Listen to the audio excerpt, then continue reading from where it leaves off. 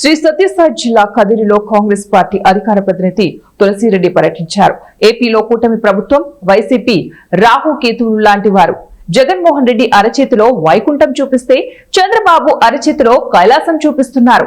జగన్మోహన్ రెడ్డి రాష్ట్రాన్ని అప్పులు, గంజాయి, బూతులు, మధ్యాంధ్రప్రదేశ్ గా తయారు చేసి వెళ్లిపోతే కూటమి ప్రభుత్వం వచ్చిన తర్వాత అతని కంటే ఘనుడు ఆచంట మల్లన్నగా తయారిందన్నారు.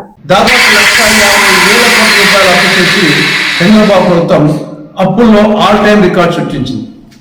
రాష్ట్రాన్ని అప్పుల ఆంధ్రప్రదేశ్గా చేసింది. ఒక కరెంటు ఛార్జీలే 15,480 కోట్ల రూపాయలు సర్దుబాటు ఛార్జీల పేరుతో అదన భారం మోపి వీర బాధలు బాధింది కూటమి ప్రభుత్వం ప్రజల మీద. ఈ రాష్ట్రాన్ని మధ్యాంధ్రప్రదేశ్గా, డ్రగ్ ఆంధ్రప్రదేశ్గా, గంజాయి ఆంధ్రప్రదేశ్గా తయారు చేసింది. మండలానికి 4 మద్యం షాపులు, 40 బెల్ట్ షాపులు ఉన్న విధంగా మద్యం పాలసీ తయారైంది. జూదం విచ్చలవిడిగా సాగుతా ఉంది. 3 జోకర్లు, 6 కళావరులు అన్న విధంగా జూదం సాగుతా ఉంది. హై స్కూళ్లలో కూడా డ్రగ్స్, గంజాయి ప్రవేశించాయి. ఈ ప్రభుత్వం అధికారం వచ్చడానికి ప్రధాన కారణం సూపర్ 6 హామీలు.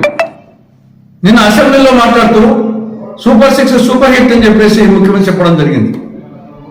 ఇంతకంటే అబద్ధం మరొకటి ఉండదు.